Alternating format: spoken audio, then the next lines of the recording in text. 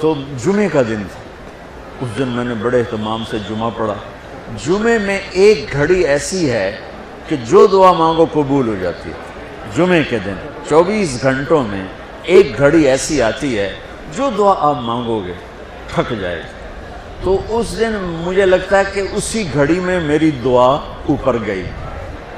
تو میں گیا مسجد بڑے اہتمام سے، نہا دھوتے، کپڑے وٹاتے، جمعہ پڑھ کے میں کہا یا اللہ مجھے تو کچھ نہیں آتا، میں ابھی جا کے سو جاؤں گا، تو مجھے خواب میں سارا دکھا دینا کیا کیا آنے والا۔ وہ ہو سکتا ہے وہی گھڑی قبولیت کی تھی۔ میں آیا، نماز گھر اور کتاب اٹھا کے یوں رکھی اپنے سرانے اور سو گیا۔ یہ میرے 5 منٹ 10 منٹ 15 منٹ آنکھ لگی ہوگی، میں نے دیکھا میں لیبارٹری میں بیٹھا ہوں اور میرے سامنے خرگوش بے ہوش آنے لگے اور وہ رکھے گئے۔ اس کے بعد لیفٹ سائڈ سے ایک ایگزامینر اندر آتا ہے، یہاں سلیو لیس شرٹ سفید اور گرے رنگ کی اس نے پتلون پہنی ہوئی ہے، اور وہ 5 سوال لکھاتا ہے اور کہتا ہے کوئی سے 4 حل کریں۔ میری جو آنکھ کھلی مجھے 5 کویسچن یاد تھے کہ کیا اس نے کہا ہے، اور خرگوش میں زیادہ زیادہ کہے گا بھئی ڈسیکشن کر کے ڈائجسٹو سسٹم دکھاؤ یا اس کا لیور سسٹم دکھاؤ، تو میں نے خرگوش کو پڑھ لیا اور وہ 5 سوال پڑھ لیے۔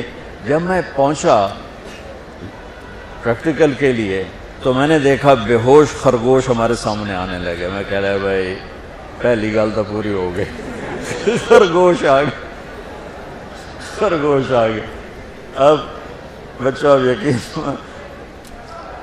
میں اس لیے کہتا ہوں کہ میری دعا اس گھڑی میں گئی، وہ گھڑی چھپی ہوئی ہے، کسی کو بھی مل سکتی ہے کسی وقت، مجھے اس دن وہ مل گئی۔ تو ادھر سے آیا ایگزامینر، سلیو لیس سفید شرٹ اور گرے پتلون، میں کہا اے گل بھی پوری ہو گئی۔ اس کے بعد اس نے 5 سوال لکھائے، ان میں ایک کویسچن وہ تھا جو میرے خواب میں نہیں تھا اور 4 وہ تھے جو میرے خواب میں تھے، اور اس نے کہا کوئی سے 4 حل کرے۔ میں کہا اے اللہ ہونے حل کر دینا، میں یاد کر کے آیا بیٹھا تھا سارا۔ تو میں تو جب امتحان قریب ہوتا تھا نمازیں شروع کر دیتا تھا، اللہ کے ساتھ بھی 2 نمبریوں میں قربان جاؤں، اللہ اس 2 نمبری کو بھی مان لیتا تھا۔ میرے نبی نے فرمایا جو 3 جمعے مسلسل چھوڑ دیتا ہے وہ میری ملت سے خارج ہو جاتا ہے، میری امت سے خارج ہو جاتا ہے۔ تو میں اپیل کروں گا ان بہن بھائیوں سے جو نماز میں سستی کرتے ہیں، کم از کم جمعہ ضرور پڑھ لیا کریں۔ عورتوں پہ جمعہ فرض نہیں ہے، مردوں پہ فرض ہے۔ تو میں کہا کرتا ہوں جو دوست ملتے ہیں جی نماز نہیں پڑھی جاتی، تو میں ان سے کہتا ہوں ایک نماز 5 میں سے طے کر لو اور ایک جمعہ طے کر لو، 2 نمازیں شروع کر لو۔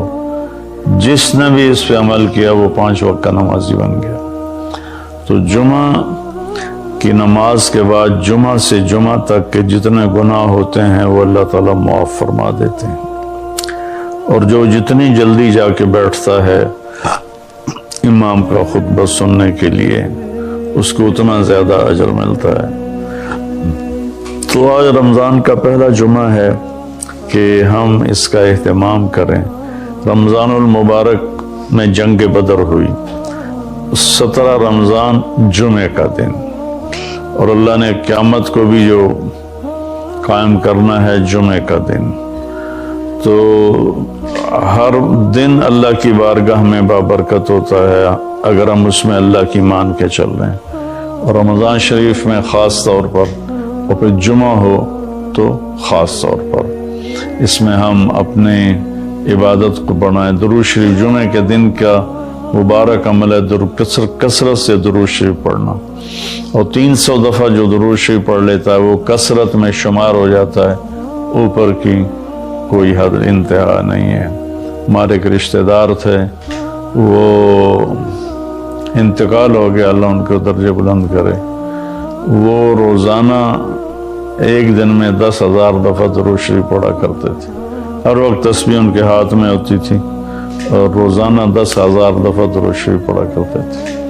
تو میرے بہن بھائیوں، میرے عزیزوں، اللہ تعالیٰ نے ہمیں ہر نماز کی بڑی اہمیت بتائی ہے، ہر نماز کی، لیکن خاص طور پر جمعے کی بڑی فضیلت ہے، اور جمعہ بھی رمضان المبارک کا ہو تو اور زیادہ وہ باعث برکت ہے، قابل رحمت ہے۔ تو روزے کا بھی اہتمام ہو اور ساری نمازوں کا اہتمام فرمائیں، کوئی با جماعت پڑھنے کی کوشش کریں، کوئی جماعت سے رہ جائے تو پھر اس کو چھوڑیں نہیں، اسے ضرور پڑھ لیں، کہ نماز کی اللہ تعالیٰ نے جتنی تاکید قرآن میں کی ہے اور کسی کی اتنی تاکید نہیں کی۔ اور اللہ تعالیٰ نے 10 دفعہ اقیموا الصلاۃ، اقیموا الصلاۃ، اقیموا الصلاۃ وآتوا الزکاۃ، تو 10-12 دفعہ اللہ نے قرآن میں براہ راست حکم کیا اقیموا الصلاۃ وآتوا الزکاۃ۔ اور ادھر اللہ پاک کی رحمت کے دروازے کھلے ہوئے ہیں، اللہ کا عرش پہلے آسمان پر ہے، جنت کے دروازے کھل چکے ہیں، جہنم کے دروازے بند ہو چکے ہیں۔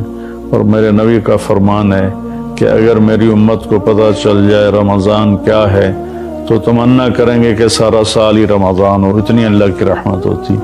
اللہ نے فضل فرمایا، صرف 1 مہینے کے لیے ہمیں اللہ تعالیٰ نے اس کا پابند کیا۔ تو میرے بھائی بہنوں، اس مہینے کو قیمتی بناؤ، کسی سے ہم لڑے ہوئے ہیں ہم صلح کر لیں، مرنے والے سے پوچھو کہ لڑائی کا کیا نقصان ہوتا ہے، مرنے والے سے پوچھو دنیا کی دوڑ کا کیا نقصان ہوتا ہے، مرنے والے سے پوچھو ماں باپ کی نافرمانی کا کیا انجام ہوتا ہے۔ امام بخاری رحمۃ اللہ علیہ نے ایک واقعہ نقل کیا ہے کہ ایک گاؤں میں ایک نوجوان کو دفن کیا گیا، تو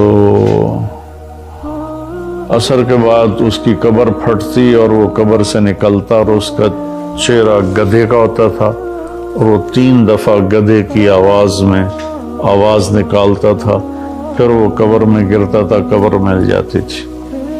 تو لوگوں نے اس کی ماں سے پوچھا کہ یہ کیا چکر ہے؟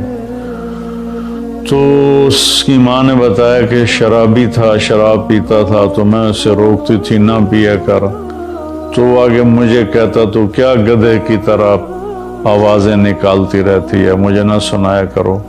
تو اللہ تعالیٰ نے تھوڑا سا اس کا انجام دکھا دیا کہ ماں باپ کو اس طرح تکلیف دینے سے کیا ہوتا ہے۔ تو بھائیو، ایک تو ہم نماز کو زندہ کریں۔ میرے نبی نے کہا جعلت قرۃ عینی فی الصلاۃ، نماز روزے سے بڑا فرض ہے، میری آنکھوں کی ٹھنڈک نماز میں ہے۔ اور جب آپ دنیا سے تشریف لے جا رہے تھے تو آپ نے پورے دین کو 2 لفظوں میں بیان کیا، ایک ہے حقوق اللہ، ایک ہے حقوق العباد، اور ایک ہے بندگی اور ایک ہے معاشرت۔ تو آپ نے فرمایا الصلاۃ، جب آپ دنیا سے تشریف لے جا رہے تھے آپ نے حضرت اماں عائشہ رضی اللہ عنہا علیہ السلام کے سینے پر یوں سر رکھا ہوا تھا، اس طرح کر کے ایسے، اور اماں عائشہ نے آپ کو سہارا دیا ہوا تھا، اپنے سینے پر لٹایا ہوا تھا۔ تو آپ فرما رہے تھے الصلاۃ وما ملکت ایمانکم، میری امت ایک نماز نہ چھوڑنا، اور ایک میری امت کے غریب طبقے پر رحم کرنا، ان کے ساتھ آسانی کا سلوک کرنا، ان پر سختی نہ کرنا، ان سے نرمی کا سلوک رکھنا۔ پھر الصلاۃ وما ملکت ایمانکم، نماز نہ چھوڑنا، نماز نہ چھوڑنا، نماز نہ چھوڑنا۔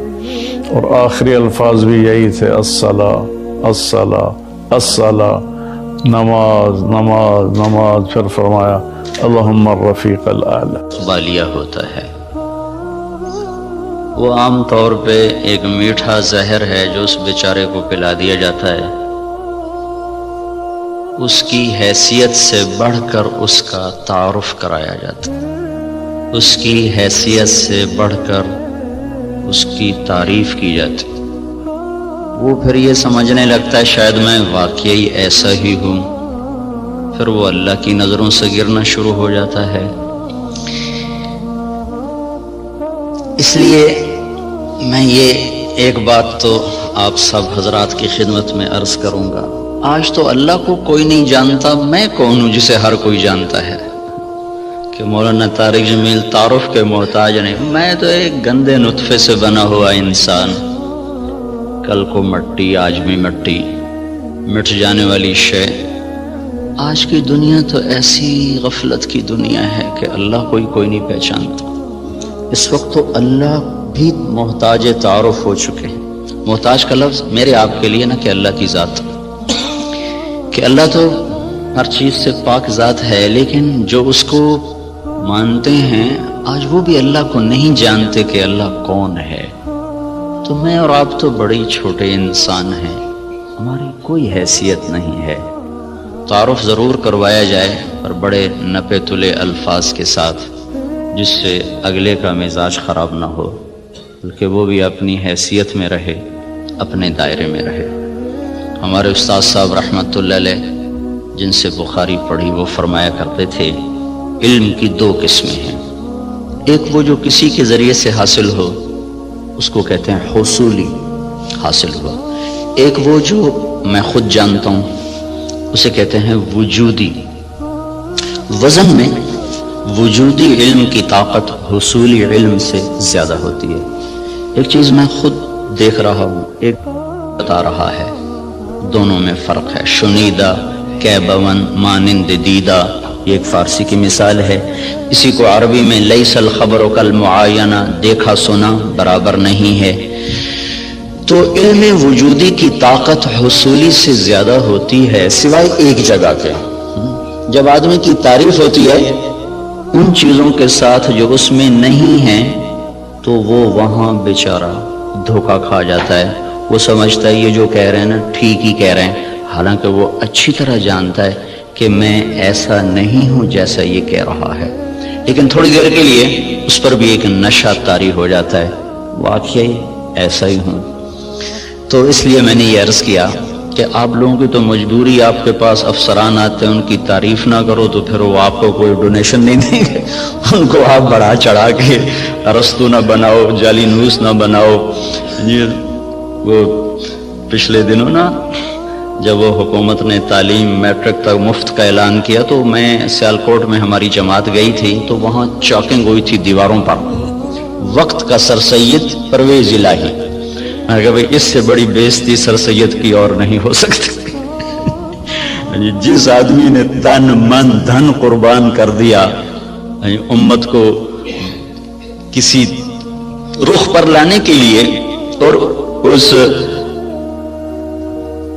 گرداب سے نکالنے کے لیے کہ یا کچھ دنیا کو بھی سمجھنے والے بنے۔ ایک نواب صاحب کے پاس گئے چندہ مانگنے، وہ تھے مخالف ان کے، تو انہوں نے تمسخر اور ٹھٹھے کے طور پر اپنے پرانے جوتے ان کو ڈبے میں پیک کر کے دے دیے کہ آئیے آپ کی اسکول کے لیے چندہ ہے۔ وہ لے گئے علی گڑھ، کھول کے دیکھا تو پرانے جوتے، تو انہوں نے اس کو بازار میں فروخت کیا، وہ کوئی 4 آنے 8 آنے کے بکے، وہ جمع کر کے رسید کاٹ کر لیٹر میں ڈال کے بھیج دی کہ آپ نے جو ہمیں چندہ دیا تھا وہ ہم نے بازار میں بیچا، اس کے اتنے پیسے ہم نے وصول پائے، اس کی رسید آپ کی خدمت میں پیش کر رہا۔ جو آدمی ایسے ذلیل ہو کے کسی کنارے پہنچاؤ، وقت کا سر سید پرویز علیہ، میں کہا اس سے بڑی بےزتی آج تک سر سید کی نہیں ہو سکتی۔ تو خیر یہ ہمارے موضوع کی بات نہیں تھی، لیکن مجھے اپنی جان بھی تو بچانی ہے نا۔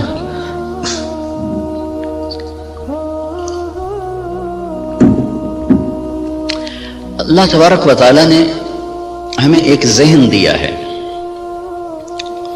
اس وقت ذہن یہ ہے کہ ہم اپنی محنت کا کماتے ہیں، محنت کا کھاتے ہیں، جو کماتے ہیں جو مرضی کریں، یہ ایک ذہن جس کو ہم سرمایہ داری کا نظام کہتے ہیں۔ یہ 1925 میں ایک شخص پیدا ہوا تھا وہاں گلاسکو کا، اس نے یہ نظریہ دیا تھا، اس نے کتاب لکھی تھی دی ویلتھ آف نیشن، تو اس میں اس نے یہ نظریہ دیا تھا کہ آدمی کو کمانے میں آزاد ہونا چاہیے، جو جیسے مرضی کمائے، اس سے مال کی دوڑ لگے گی اور لوگوں کے پاس سرمایہ وافر ہو جائے گا۔ ایڈورڈ سمتھ اس کا نام تھا۔ اس کے مقابلے میں ایک نظریہ تھا جو کارل مارکس نے دیا کہ سب کچھ نیشن کا ہے، حکومت کا ہے، کسی کا کوئی حق کوئی نہیں، حکومت اس کو صحیح طور پر تقسیم کرے گی۔ یہ دو غلط نظریے دنیا میں چلے، ایک ختم ہو گیا، ایک قریب المرگ ہے، ختم ہونے پر ہے۔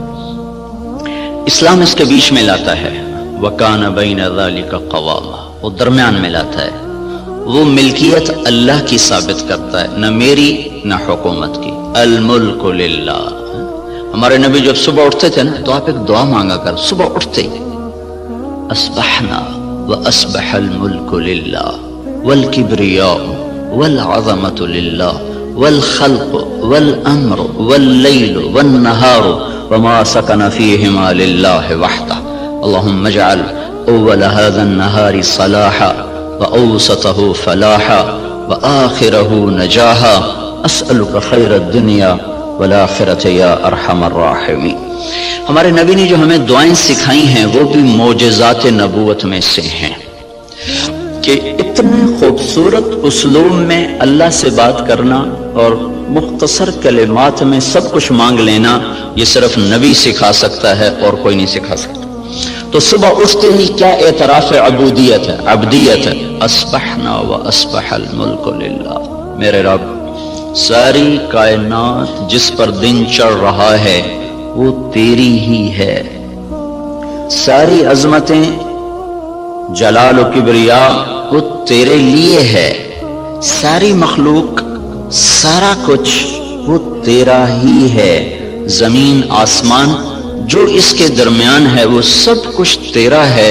جب سب کچھ تیرا ہے میں تیرا محتاج بن کر تجھ سے سوال کرتا ہوں، یا اللہ اس دن کا اول وہ فلاح بنا دے اور اس کے درمیان کو صلاح بنا دے، اس کے آخر کو نجات بنا دے۔ یہ تصور ہمیں اللہ کی طرف سے ملا ہے کہ جو کچھ میرے پاس ہے وہ بطور استحقاق نہیں، بطور امتحان ہے۔ یہ دو لفظوں میں راستے جدا ہو جاتے ہیں۔ میرے پاس جو کچھ ہے بطور استحقاق نہیں، بطور امتحان ہے۔ جو کچھ ملا، جس کو ملا، دینے والا کوئی اور ہے اور دیا جا رہا ہے اس کے امتحان کے لیے، اور عنقریب یہ اس سے واپس لے لیا جائے گا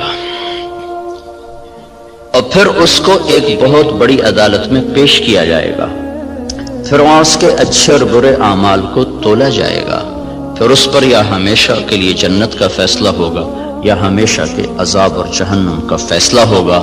ہمیں یہ بنیاد دی گئی ہے، ہم اس پر اپنی زندگی کی عمارت کو تعمیر کرتے ہیں۔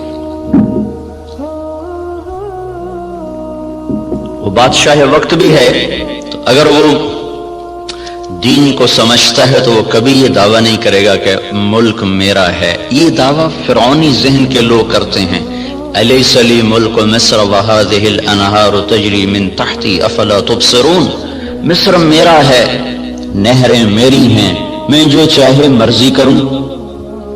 اس کے بدلے میں جس کو اللہ تعالیٰ ایمان کی دولت دیتا ہے وہ کہتا ہے ملک اللہ کا ہے، میں تو امانت دار ہوں، حکومت اللہ کی ہے، میں تو امانت دار ہوں، میں تو اس میں خیانت نہیں کر سکتا۔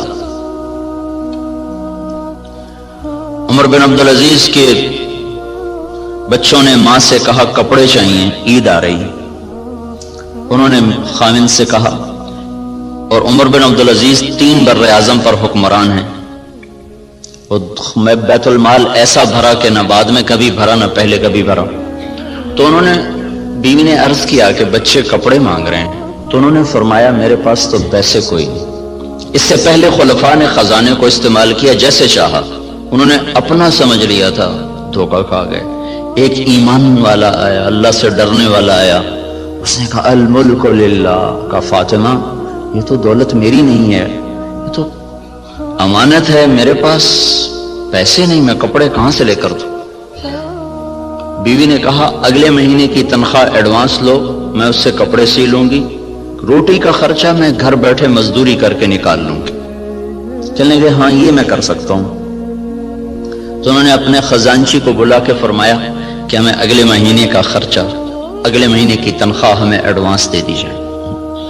تو خزانچی نے کہا اب مجھے اگلا مہینہ زندہ رہنے کی ضمانت دے دے، میں آپ کو تنخواہ دے دیتا ہوں. تو وہ چپ کر کے واپس آ گئے اور اپنی بیوی سے کہا فاطمہ، یہ فاطمہ عبد الملک کی بیٹی ہے، یہ عورت دنیاوی نسبت کے لحاظ سے اس جیسی معزز خاتون دنیا میں آج تک نہیں آئی، آئندہ کوئی آئے جائے تو پتہ نہیں، آج تک دنیاوی نسبت کے لحاظ سے اس خاتون جیسی کوئی عورت نہیں پیدا ہوئی. اس کا دادا بادشاہ تھا، اس کا باپ عبد الملک بادشاہ تھا، اس کے 4 بھائی ولید، سلیمان، یزید، ہشام، چاروں بادشاہ بنے. اس کا خامد عمر بن عبدالعزیز وہ بادشاہ بنا. یہ عورت 7 نسبتوں سے شہزادی تھی، دادے سے لے کر باپ، 4 بھائی، خامد. ایسی نسبت کی عورت آج تک نہیں پیدا ہوئی. اسے فرمایا فاطمہ بچوں سے کہہ دو کہ تمہارا باپ کپڑے لے کے نہیں دے سکتا. الملک للہ، ملک اللہ کا ہے. جب عید ملنے کے لیے خاندان کے لوگ آئے، بنو امیہ بڑے زوردار لوگ گزرے، تو جب لوگ آئے تو خاندان کے لوگ آئے تو بچے بھی ملنے کے لیے آئے، تو ان کے وہی خستہ حال کپڑے تھے. تو عمر کہنے لگے بیٹو تمہیں آج صدمہ تو ہوگا کہ تمہارے باپ نے تمہیں کپڑے لے کر نہیں دیے، اور آج تم اوروں کے سامنے کھڑے ہونے میں کچھ سبکی محسوس کر رہے ہو. تو ان کے بیٹے نے کہا عبد الملک نے کہ نہیں ابا جان، آج ہم عزت محسوس کر رہے ہیں کہ ہمارے باپ نے خیانت نہیں کی. ہم آج عزت محسوس کر رہے ہیں، ہمارے باپ نے خیانت نہیں کی. تو یہ نظریہ اسلام ہے کہ ملک اللہ کا ہے، جو کچھ دیتا ہے اللہ دیتا ہے، اور وہ بطور امتحان دیتا ہے، اور ہم اس میں امین ہیں، ہم اس میں امین ہیں، اور اس کو ہم ایسے استعمال کریں گے جیسے اللہ چاہتا ہے. ہم اسے ایسے استعمال نہیں کر سکتے جس سے میرا اللہ ناراض ہو یا اللہ کا رسول ناراض ہو اور اس کے سامنے مجھے شرمندگی اٹھانی پڑے. اسی کو اس آیت میں بیان کیا گیا افرأیتم ما تحرثون، یہ جو تم ریسرچ کر رہے ہو، اانتم تزرعونہ ام نحن الزارعون، یہ تمہارا اللہ تمہیں راہیں سجاتا ہے کہ تم اپنی طاقت سے کرتے ہو. یہ وہی نظریہ کہ جو کچھ ہے اللہ کا. بھائی ہماری کوشش ہے، ہماری کوشش ہے اس کو بارآور کرنے والا، اس کو پھل دینے والا وہ اللہ ہے. انتم تزرعونہ، بولو تم ہو یہ زراعت کرنے والے، ام نحن الزارعون، یا ہم ہیں زراعت کرنے والے. ان اللہ فالق الحب والنوا، کسی سائنسدان میں یہ طاقت ہے کہ زمین میں پڑے ہوئے دانے کو پھاڑ کے دکھا دے. کسی میں یہ طاقت ہے کہ وہ جڑوں کو اپنے حکم کے ساتھ چلانا شروع کرے، وہ تنے کو اپنی طاقت سے اٹھانا شروع کرے. کسی میں یہ طاقت ہے کہ وہ زمین کی رگوں سے غذا کو سمیٹ کر درخت کو پہنچائے، اور پھر اس کے اندر رنگ بھرے، اس کے اندر ذائقے بھرے، اس کے اندر مٹھاس بھرے، اور اس کے اندر تاثیرات کو بھرے، اس کے اوپر چھلکے کو لائے، کسی کو کاشوں میں بھر دے، کسی کو دانوں میں بھر دے، کسی کو میں گٹھلی بنا دے، کسی کو بن گٹھلی کے بنا دے، کسی میں مٹھاس ڈال دے، کسی میں کھٹاس ڈال دے. تو آسمان والا دعویٰ کر رہا ہے لو نشاء لجعلناہ حطاما، میں چاہوں تو تمہاری کھڑی کھیتیوں میں سے پھل کھینچ دوں اور کھڑی کو بھوسا بنا دوں. فظلتم تفکہون، بیٹھے باتیں کرتے رہ جاؤ. انا لمغرمون، ارے قرضے چڑھ گئے بھائی. بل نحن محرومون، بلکہ سب کچھ چھپ گیا، مول ہی گیا. تو یہ ہمیں نظریہ قرآن دیتا ہے کہ ہم جو کچھ کرتے ہیں وہ اللہ کی امانت ہے، تائید ربانی شامل حال ہے، اللہ کا ہم ساتھ ہے، تب یہ قدم ہمارے اٹھتے ہیں. اس نظریے والے کی تحقیق اور ریسرچ پر بھی وہی کچھ ہوتا ہے جو ایک کافر کی ریسرچ پر ہوتا ہے. تو فرق کیا ہے؟ اس نظریے کے ساتھ ایوب ریسرچ آنا اور اللہ کے انکار کے ساتھ کسی لیبارٹری میں جانا، نتیجہ تو دونوں کو اللہ دے دیتا ہے، اس کو بھی دے دیتا ہے، اس کو بھی دے دیتا ہے. تو لیکن اس کا فرق کیا ہے اس کا فرق پڑتا ہے عملی زندگی میں کہ جو آدمی اپنا سب کچھ کر کے چلتا ہے پھر وہ آزاد ہو کے چلتا ہے، وہ اپنی ترتیب زندگی میں نہ اللہ کو پہچانتا ہے نہ اس کے رسول کو پہچانتا ہے، اور جو اسے اللہ کی امانت سمجھ کے چلتا ہے اس کی ترجیحات تبدیل ہو جاتی، وہ اللہ اس کے رسول کو سامنے رکھ کر چلتا ہے، اور وہ آخرت میں جواب دہ ہونے کے احساس سے چلتا ہے۔ یہ دو سوچ ترجیحات کو تبدیل کر دیتی ہے، ان کی سوچ اور طرف چلی جاتی ہے، وہ حرص و ہوس کے بندے بن جاتے ہیں، اللہ اس کے رسول سے غافل ہو جاتے ہیں۔ یہ قدم قدم پہ لرز لرز کے چلتا ہے، کانپ کانپ چلتا ہے۔ یہ عملی زندگی میں پھر یہ نظریہ طاقتور بن کے انسانیت کو صحیح رخ پر لاتا ہے، جو آپ کے ڈاکٹر صاحب نے فرمایا کہ ہم ذلت و پستی کا شکار ہیں۔ وجہ دین سے دوری ہے، دین سے دوری کی وجہ نظریات کمزور ہو چکے ہیں، تصورات کی دنیا میں اللہ نہیں بس رہا، اللہ کا رسول نہیں بس رہا، جنت اور جہنم کا تصور موجود نہیں ہے، اس لیے قدم بہک گئے، راستوں سے بھٹک گئے، ترتیب ساری الٹی ہو کے رہ گئی۔ تو اللہ تعالیٰ ہمیں یہ ذہن دیتا ہے، تم اگاتے ہو کہ اللہ اگاتا ہے۔ جہاں آپ کی ساری زراعت فیل ہو جائے، انس رضی اللہ تعالیٰ عنہ کو ان کی ماں لے کر آئیں، یا رسول اللہ آپ کا بچہ ہے، آپ کی خدمت کرے گا، اس کے لیے دعا کرنا۔ تو آپ نے فرمایا اللہم بارک لہ فی عمرہ و مالہ، اللہ اس کے مال میں عمر میں برکت دے دے۔ تو انس رضی اللہ تعالیٰ عنہ فرمایا کرتے تھے کہ اللہ تعالیٰ نے مجھے اتنی زندگی دے دی کہ اب میں زندگی سے تنگ آ گیا، اللہ کے نبی نے لمبی عمر کی دعا دی، اور ساری دنیا میں کھجور کا پھل سال میں ایک دفعہ پھلتا ہے، کھجور کا درخت، لیکن انس رضی اللہ تعالیٰ عنہ کا باغ سال میں 2 دفعہ پھل دیتا تھا۔ وہ گرمی میں بھی پھل لیتا تھا، سردیوں میں بھی پھل لیتا تھا، نہ ٹیکنالوجی تھی نہ سائنس نہ کچھ، صرف اللہ کے نبی کی دعا تھی کہ یا اللہ اس کے رزق میں برکت عطا فرما۔ تو ان کے پھل سال میں 2 دفعہ آتے تھے۔ وہ کھجور تو ویسے ہی بہت دیر کے بعد پھل لیتی ہے۔ سلمان فارسی آئے کہ یا رسول اللہ آزادی تو ملی پر نہ ملنے کے برابر، کا کیوں؟ کہ وہ یہودی نے کہا ہے 100 پودے کھجور کے لگاؤ، جب وہ پھلدار ہو جائیں پھر تمہیں آزاد کروں گا۔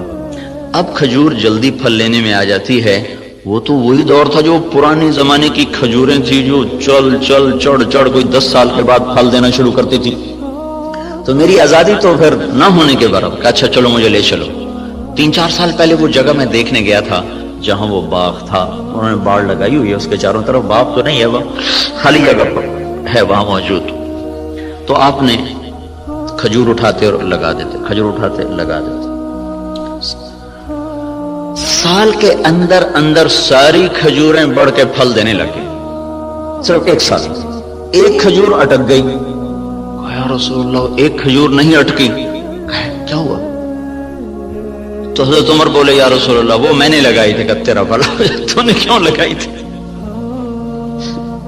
پھر آپ تشریف لے گئے، پھر آپ نے اپنے ہاتھ سے لگایا، سال کے اندر وہ پھلدار ہو گئی۔ اب یہاں ساری سائنس بھی فیل ہے، ٹیکنالوجی بھی فیل ہے۔ انتم تزرعونہ ام نحن الزارعون، تم اگاتے ہو کہ تمہارا اللہ اگاتا ہے، تم زراعت کرتے ہو کہ تمہارا اللہ کرتا ہے۔ زراعت کو پانی کے ساتھ جوڑا ہے تو اللہ تعالیٰ فرمایا افرأیتم الماء الذی تشربون انتم انزلتموہ من المزن ام نحن المنزلون، یہ پانی تم بارش کا برساتے ہو کہ تمہارا اللہ برساتا ہے۔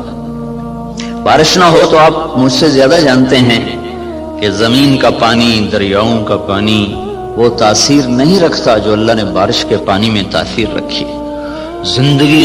زندگیوں کو زندگی مل جاتی ہے۔ وَتَرَى الْأَرْضَ حَامِدًا وَتَرَى الْأَرْضَ خَاشِعًا، 2 لفظ قرآن استعمال کرتا ہے۔ زمین کو دیکھو وہ ایسے پھٹی پڑی ہوتی ہے، حامدہ، اس کا ظاہر ختم ہو چکا ہوتا ہے۔ وَتَرَى الْأَرْضَ خَاشِعًا، اندر باہر سے زمین برباد ہوتی ہے۔ تو پھر ایک دم اللہ تعالیٰ آسمان سے پانی برساتا ہے، جب آسمان سے پانی اترتا ہے اہتزت وربت وانبتت من کل زوج بہیج، تو بارش سے زمین وجد میں آ جاتی ہے، رقص میں آ جاتی ہے۔ اہتزت جیسے خوشی سے لوگ جھومنے لگتے ہیں، ایسے جب تمہارا رب آسمان سے بارش برساتا ہے تو زمین خوشی سے جھومنے لگتی ہے۔ کہ اللہ تعالیٰ اس میں وہ کچھ اتارتا ہے جو انسان کے بس میں نہیں ہے. تو زراعت کے نیچے پانی کو اللہ تعالیٰ لے کر آئیں کہ یہ تم نے اتارا کہ تمہارے رب نے اتارا. لو نشاء جعلناہ اجاجا، اگر میں چاہوں تو دنیا کے سارے میٹھے پانی کو کڑوا کر دوں تو پھر کیا کرو گے؟ کہاں سے لاؤ گے پانی؟ تو آج کل تو ٹیکنالوجی کا دور ہے نا، کوئی کہہ سکتا ہے کہ ہم پلانٹ لگا لیں گے، میٹھا بنانا شروع کر دیں گے، پانی میٹھا شروع کر دیں گے. تو اسی ذہن کے لیے اللہ تعالیٰ نے ایک آیت اور اتاری ہوئی ہے، قل ارأیتم ان اصبح ماؤکم غورا فمن یاتیکم بماء معین. مجھے بتاؤ جب میں تمہارا پانی ہی ختم کر دوں تو کہاں سے لاؤ گے؟ ویسے ہی ختم کر دے. ان اصبح ماؤکم غورا، ایک قلعہ فتح نہیں ہو رہا تھا ملک شاہ کے زمانے میں، لمبا زمانہ گزر گیا، قلعہ نہیں فتح ہوا، پہاڑی پر تھا. ایک صبح اٹھے تو سارے شہر والوں نے سفید جھنڈے لہرائے ہوئے دروازے کھول دیے. کیا ہوا بھائی؟ رات کو نظام الملک جو وزیر تھا، وزارت کے لحاظ سے شہرت پانے والوں میں اسلامی تاریخ میں نظام الملک کا نام قیامت تک رہے گا. بہت اعلیٰ درجے کی صفات کا حامل اور ایسی وزارت کی کہ آج تک اس کی مثالیں دی جاتی ہیں. وہ سالار لشکر تھا. جب وہ تنگ آ گیا نا تو اس نے رات کو اٹھ کے دعا کی، یا اللہ ہم سے نہیں فتح ہو رہا، تو راستہ کھول دے. صبح قلعے کے دروازے کھول کے لوگ نیچے اتر آئے، کہا جی ہم ہتھیار ڈالتے. کیا ہوا؟ کہ رات میں سارے شہر کا پانی خشک ہو گیا، ایک قطرہ پانی کوئی نہیں، ایک بوند پانی کوئی نہیں. دھس ان اصبح ماؤکم غورا، پانی کو دھسا دوں، کہاں سے لاؤ گے؟ اور دھنسے کو نکال دیں. حدیبیہ پر جب پہنچے 1400 آدمی، کنواں خشک، وہ پانی ختم. وہ تو حادثہ پیش آ گیا کہ انہوں نے اندر جانے سے روک دیا. وہ تو مکے جانے کی تیاری کر آئے تھے، راستے میں روک دیے گئے، پانی ختم ہو گیا. تو یا رسول اللہ پانی ختم ہے، کیا کریں؟ تو آپ نے کہا کوئی تھوڑا بہت ہو تو لاؤ. تو ایک آدمی تھوڑا سا پانی لے کر آیا، تو آپ نے منہ میں ڈال کے خشک کنویں میں کلی کی تو کنویں کا پانی ابلتا ہوا باہر اٹھتے اوپر تک آ گیا. خشک کو اٹھا دیا، کھڑے کو دھنسا دیا.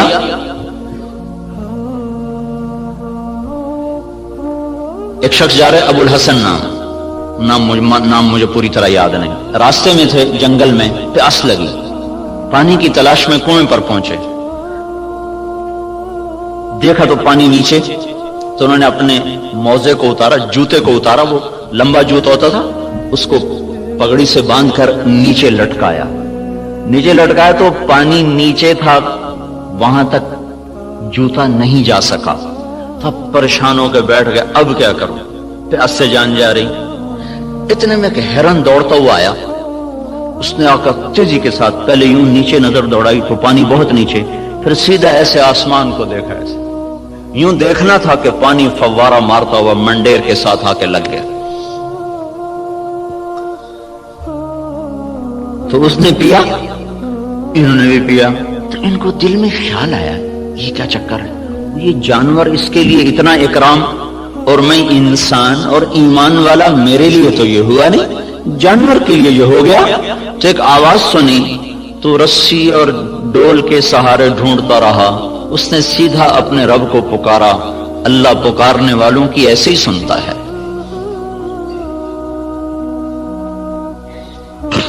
تو یہ چیز ہمیں ایک راستہ دیتی ہے کہ ہمارے سوچ کے، تحقیق کے، ترتیب کے انداز اور ہیں.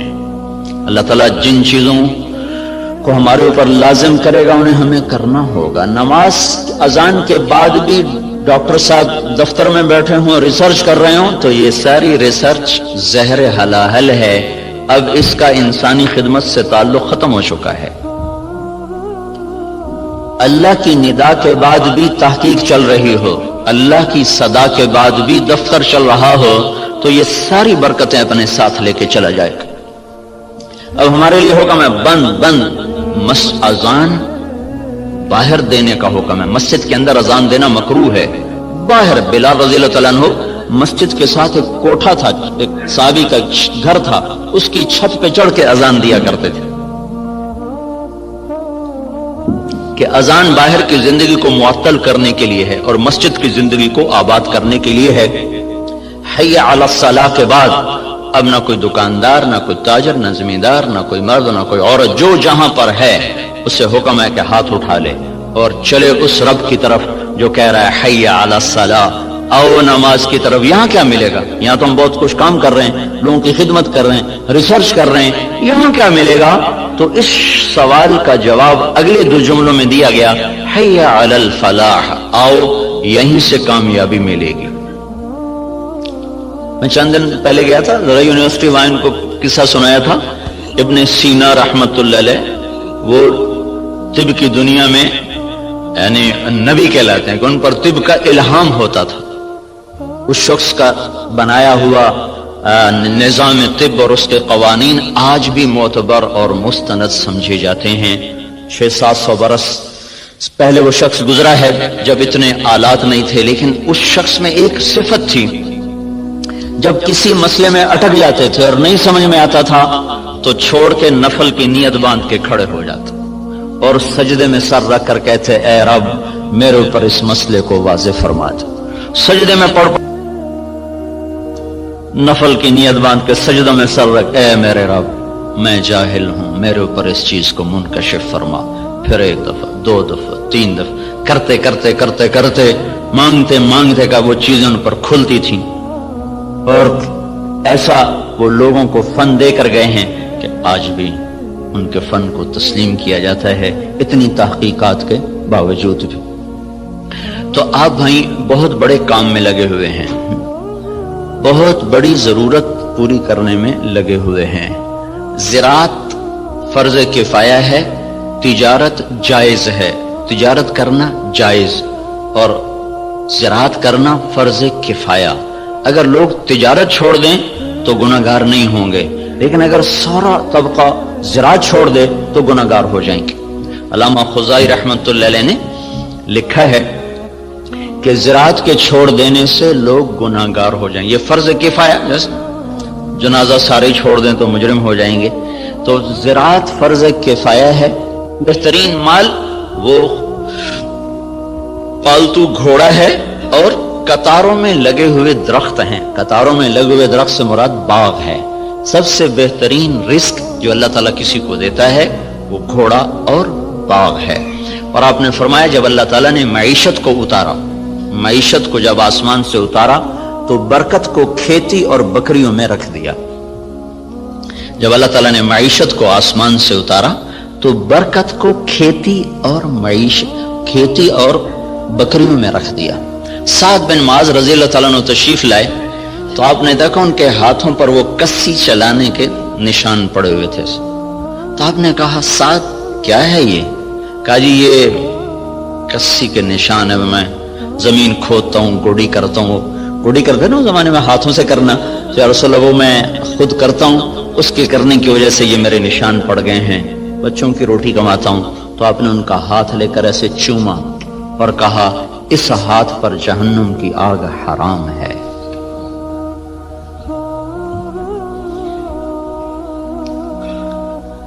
تو آپ ایک بہت بڑے شعبے سے منسلک ہیں جو، اور اللہ تعالیٰ کے محبوب صلی اللہ علیہ وسلم کو باغ بہت پسند ہے۔ آپ اکثر جا کر انصار مدینہ کے باغ میں بیٹھا کرتے تھے۔ معاویہ رضی اللہ تعالیٰ عنہ سے کسی نے پوچھا، ایک بدو سے پوچھا تجھے کون سا مال پسند ہے؟ کہنے لگا چشمہ ہو عین خوارہ وعرض خرارہ، چشمہ ہو ابلتا ہوا، زمین ہو سرسبز، اور نعجۃ صفراء فی قطعۃ خضراء، یا بکریاں ہوں اور ساتھ سرسبز چراگاہ ہو، یا کھجوروں کا باغ ہو اور اس کی چھاؤں ہو۔ تو کہنے لگے اللہ کے بندے سونے چاندی کا تو نے ذکر ہی نہیں کیا۔ انہوں نے کہا امیر المومنین دفع کرو، یہ بھی کوئی چیز ہے، خرچ کرو تو ختم ہو جائیں، نہ کرو تو پتھر کی طرح پڑے رہیں۔ تو اللہ تعالیٰ کے محبوب صلی اللہ تعالی علیہ وسلم نے ان ہاتھوں کو چوما کہ ان پر جہنم کی آگ حرام ہے۔ اور معاویہ رضی اللہ تعالیٰ عنہ اتنی بڑی زراعت تھی کہ ان کے کھیت میں 5 لاکھ من گندم ہوتی تھی. جس زمانے میں یہ ایسی اقسام تیار نہیں ہوئی تھیں کہ جو ایکڑ میں 50 من ہو اور ایکڑ میں 60 من ہو. وہ ایک پرانی ہم نے بھی تھوڑی سی رکھی ہوئی ہے باپ دادے کی 591. وہ بس ہم اپنے کھانے کے لیے 2 ایکڑ کاش کر لیتے ہیں. 15-20 من ایک ایکڑ سے وہ ہوتی. یہ اقسام نہیں تھیں اور اس کے باوجود 5 لاکھ من گندم ان کے فارم سے نکالی جاتی تھی. اور عمر رضی اللہ تعالیٰ عنہ جب خلیفہ بنے تو انہوں نے اپنے ساتھ تھوڑا بہت اپنا کام کرتے تھے تو چلتے چلتے چلتے ان کی سالانہ جو آمدن تھی وہ 40,000 اونٹ تھے. 40,000 اونٹ عمر رضی اللہ تعالیٰ عنہ کے سارا سال وہ چراگاہوں میں چرتے رہتے تھے اور روزانہ 20 اونٹ ذبح کر کے مہمانوں کو کھلایا کرتے تھے اور خود مہینے میں 1 دن گوشت کھاتے تھے. اپنی ذات کے لیے مہینے میں 1 دن گوشت اور مہمانوں کے لیے روزانہ کا دستور تھا. 20 اونٹ روزانہ ذبح ہوتے تھے اور لوگوں کو کھلایا جاتا تھا. تو اب یہ تحقیق اور ریسرچ تو سب کچھ ہے اور بڑی جان بھی لگ رہی ہے اور خود ہم دیکھ رہے ہیں کہ ہماری 5 من کپاس ہوتی تھی اب وہی 30 من ہو رہی ہے, 35 من تک چلی جاتی ہے. ہماری 15-20 من گندم ہوتی تھی وہ 60 من تک خود میرے اپنی زمین میں نکلی ہے. اوسط کے لحاظ سے تو نہیں لیکن 2, 4, 10 ایکڑ ایسے ہر دفعہ دیکھے کہ ان پہ 60 من تک گندم چلی گئی, 100 من تک مکی چلی گئی ہے. لیکن وہ جو ڈاکٹر صاحب نے بات کی تھی کہ ذلت تو ساتھ نہیں چھوڑ رہی, وہ تو اسی طرح چھائی ہوئی ہے. اتنی فراوانی کے باوجود ذلت سروں سے جا ہی نہیں رہی کہ اس کے لیے ایک اور نظام ہے, اس کے لیے اور اسباب ہیں. اس ریسرچ و تحقیق و تدقیق کے ساتھ ایک نظام اور ہے, وہ ہے اللہ اس کے رسول کی پسندیدہ ترتیب زندگی کو بھی سیکھنا اور اس کو بھی اپنی زندگی میں شامل کرنا اور اس کو لے کر ساری دنیا میں پھرنا. اس امت کا جو کام ہے وہ ساری دنیا کے انسانوں کو اللہ کا تعارف کروانا اور اللہ کے دین کی طرف بلانا ہے. وہ پہلو ہمارا بالکل خالی ہو گیا ہے. میں مکہ میں تھا تو مجھے ایک ملے, اس کے PhD تھے ارضیات کے, ایک جگہ کھانے پہ ان سے ملاقات. وہ مجھ سے کہنے لگے آپ کے پاکستان کی جو زمین ہے ساری دنیا میں ایسی زمین کسی ملک کے پاس نہیں ہے جو اللہ تعالیٰ نے قدرتی اس کے اندر صفات رکھی ہیں, دنیا کے کسی خطے میں یہ صفات موجود نہیں. میں نے کہا آپ کی بات درست ہے لیکن ایک اور ہمیں وائرس لگ گیا ہے جس نے ہماری ہر شے کو برباد کر دیا ہے. وہ بددیانتی اور خیانت کا وائرس ہے جو جان ہی نہیں چھوڑ رہا. امریکن سنڈی بھی مر گئی اور کپاس کے وائرس کا بھی علاج ہوگا. تو بیوٹی کپاس میں نے اس دفعہ 10 ایکڑ کاشت کی تجربے کے طور پر, جس پر سنڈی ویسے ہی نہیں آئی, وہ نہیں آئی. ہم نے 10 ایکڑ کاشت کیا تجربے کے طور پر, اس پر سارے سیزن میں کوئی سنڈی کا اٹیک نہیں ہوا سوائے لشکری سنڈی کے. تو وائرس کو بھی کنٹرول ہو گیا, سنڈیاں بھی کنٹرول ہو گئیں. لیکن یہ جو بددیانتی کا وائرس لگا ہے یہ مصیبت خانہ بڑھتا ہی جا رہا ہے, بڑھتا ہی جا رہا ہے. جب تک یہ اندر سے نہیں نکلے گا اللہ تعالیٰ کی نظروں سے ہم گرتے رہیں گے, گرتے رہیں گے, گرتے رہیں گے.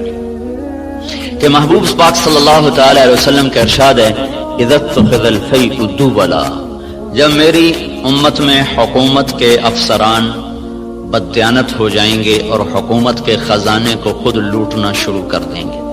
والامانۃ مغنما, اور عوام الناس بھی بددیانت ہو جائیں گے, جس کے پاس امانت رکھی جائے گی وہ کھا جائے گا. والزکاۃ مغرما, اور مالدار لوگ بخیل ہو جائیں گے اور زکوٰۃ دینا چھوڑ دیں گے. وتعلم لغیر الدین, اور جب میری امت کے علماء کا رخ اللہ کی طرف بڑھنے کی بجائے بادشاہوں کی طرف بڑھنا شروع ہو جائے گا اور علم دین کو اللہ کی بجائے دنیا کے لیے حاصل کیا جانے لگے گا. وَأَطَاعَ الرَّجُلُ زَوْجَتَهُ, اور لوگ بیویوں کے فرما بردار ہو جائیں گے. وَعَقَّ أُمَّهُ, اور ماؤں کے نافرمان ہو جائیں گے. اور ادنا صدیقہ, دوست کو دیکھ کر باہیں پھیلا کر گلے سے لگائیں گے. وَأَقْصَى أَبَاهُ, باپ کو دیکھ کر ان کو دھکا دے کے راستے سے ہٹا دیں گے. وَصَادَ الْقَبِيلَةَ فَاسِقُهُمْ, قبیلے کا سردار نافرمان ہوگا. व उकरिम अर्रजुल मखाफत शर्रिही, एक दूसरे को इकराम करके भी आपस में बुग़्ज़ रखा हुआ होगा, मुस्कुरा कर भी मिलना होगा, अंदर में नफरत भी होगी, एक दूसरे के शर से बचने की हर एक की नीयत होगी। व कान रईसुल कौम अरज़लहुम, बड़े बड़े कलीदी ओहदों पर निकम्मे लोगों को बिठा दिया जाएगा, ना अहल लोगों को बिठा दिया जाएगा। वर्तफ़तिल अस्वात फिल मसाजिद, मस्जिदों में लड़ाइयाँ शुरू हो जाएंगी और फ़िरक़ावारियत की आग भड़क उठेगी। वज़हरतिल क़ैनात वल मआज़िफ़, और गाने वालियाँ मुअज़्ज़ज़ और मोहतरम हो जाएंगी और गाने वालियाँ आम हो जाएंगी और मौसीकी चारों तरफ फैल जाएगी और मौसीकी के आलात हर तरफ आम हो जाएंगे। वो शुरबतुल खुमूर, और शराब आम हो जाएगी। वलुबिसल हरीर, और मालदार लोग मर्द रेशम इस्तेमाल करेंगे। वलाना आखिर हादिहिल उम्मत अव्वलहा, और इस उम्मत के आज के लोग पहले लोगों को जाहिल, अनपढ़, इस किस्म के इसके अलकाबात से नवाजेंगे। जब मेरी उम्मत में ये सब कुछ होगा, जब ये सब कुछ होगा, तो फिर कोई दवा कारगर नहीं, कोई तबीब कारगर नहीं, कोई तदबीर सिरे न पहुंचेगी। फिर क्या होगा? फलयर्तकिबू इंद ज़ालिका रिहन हमरा व ज़लज़लतन व मस्कन व क़ज़फ़न व खस्फन व आयातुन मुतताबिआत। फिर मेरी उम्मत पर ज़लज़ले आएंगे, फिर मेरी उम्मत पर हवाएं पागल बन के टूट पड़ेंगी, फिर इनको जमीन में धंसा दिया जाएगा, फिर इन पर पत्थरों की बारिश होगी, फिर इन पर ऊपर नीचे अजाब के कोड़े बरसेंगे। इस तरह अजाब आएंगे जैसे तस्बीह टूट जाए और उसके दाने टप टप टप गिरते हैं। ऐसे ऊपर नीचे अल्लाह की तरफ से तंबीहात का एक निजाम चलेगा। जब तक इन बुराइयों से ये निकलेंगे नहीं, उस वक्त तक इन्हें कोई अल्लाह के यहाँ इज्जत नहीं दिला सकता, ना ये दुनिया बना सकते, ना ये आखिरत बना सकते। काफिर और हम में फर्क है। वो जो मर्जी करें, अगर वो दुनिया के असबाब को ठीक इस्तेमाल कर लेंगे तो अल्लाह उनके हक में नतीजा दे देगा। कमाया